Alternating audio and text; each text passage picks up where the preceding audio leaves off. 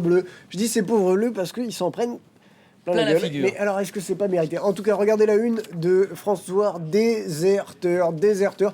François qui, chose assez rare, baisse son éditorial qui s'appelle Honte en première page. Une équipe nationale, nous dit François, et c'est le directeur de la rédaction qui signe, est bien davantage qu'une simple agrégation de sportifs, Arnaud. En portant les couleurs d'un pays, elle en garantit l'image et en défend l'honneur. Pardon pour ces truismes, mais il fallait les rappeler pour mesurer l'ampleur du chaos dans lequel les Bleus ont précipité la France. Ils nous avaient déçus. Aujourd'hui, ils nous font honte, dit François. Et voilà l'image, d'où la réaction, on l'a entendu, de Bernard Kouchner. Voilà, le Parisien qui met en une cette mutinerie, une pleine page du Parisien aujourd'hui en France.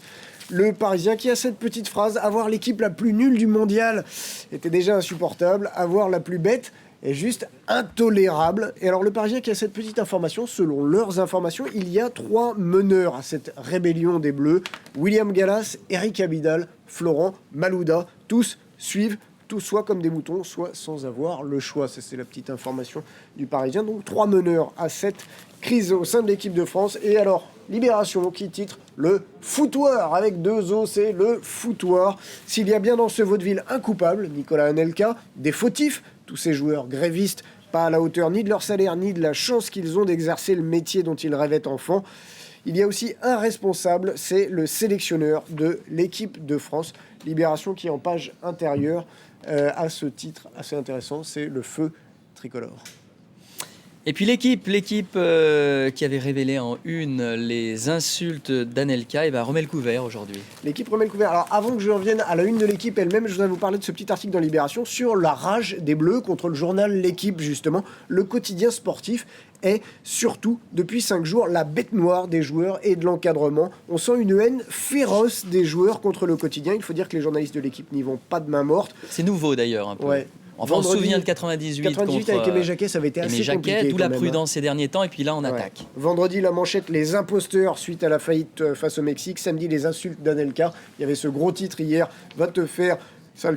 Enfin bref, d'accord. À la une de l'équipe, ça c'était samedi matin. Voilà, il y a une haine très forte. Alors la une de l'équipe ce matin, le titre est moins criard, c'est la France en quart, mais c'est pas le quart Q-A-R-T, c'est le quart C-A-R. Ils étaient enfermés dans leur quart après leur mouvement de grève. Et alors l'éditorial de l'équipe, et effectivement ça balance contre chaque joueur, contre chacun. C'est l'union fait la farce. Avec eux, l'union fait la farce et leur soi-disant bulle est une boule puante qui n'en finit plus d'éclater à répétition. Patrice Evra a définitivement démontré qu'il confondait la fonction de capitaine avec le rôle de chef de gang. Il n'en a ni la dimension, ni le charisme, ni le niveau, ni l'envergure pour porter le brassard. Raymond Domenech, en se prêtant à cette mascarade et en lisant lui-même le communiqué de ses joueurs, a perdu sa dernière occasion de montrer du panache et du courage. Il y a des attaques nominatives dans l'équipe depuis quelques jours. C'est vrai que c'est une guerre violente entre l'équipe et l'équipe de France. Voilà, l'équipe de France, c'est toujours un petit peu étonnant de voir qu'ils s'attaquent à l'équipe alors qu'ils jouent à l'étranger, notamment en Angleterre comme en Italie et en Espagne. La presse est beaucoup plus violente et balance beaucoup plus. On a vu la presse nationale, que dit la presse régionale? Alors je vous montre rapidement les unes de la presse régionale, mais c'est où que vous soyez en France, vous aurez du mal à y échapper. Regardez, l'Ardennais et maintenant la grève, le bien public. On est en Bourgogne, vivement que ça se termine. Courrier Picard, la coupe est pleine. Ras-le-bol des Bleus, Courrier Picard. C'était le Courrier de l'Ouest avant, pardon. Le Dauphiné libéré, jusqu'où iront-ils? C'est vrai qu'on se pose la question. Consternant, nous dit l'Écho de la Haute-Vienne.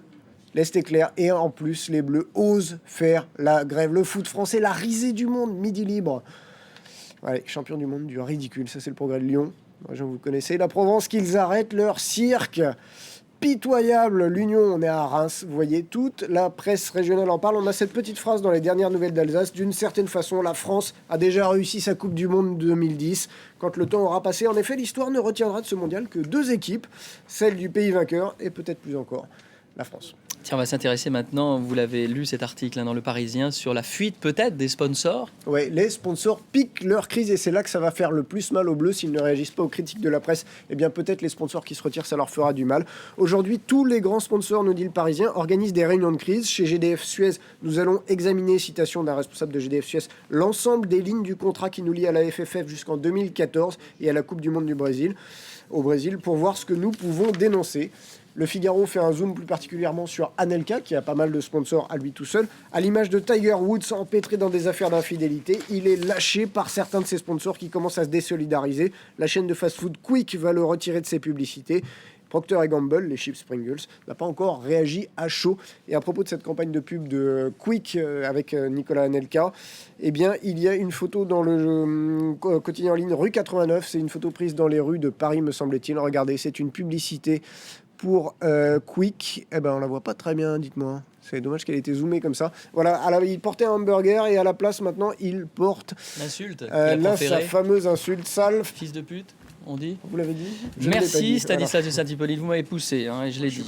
Il est 7h15, on parlera peut-être des commentaires de la presse internationale sur cette affaire. 9h10, toute la presse internationale en parle, c'est très amusant. Et puis on rappelle que c'est que du foot quand même. Allez, c'est que du foot.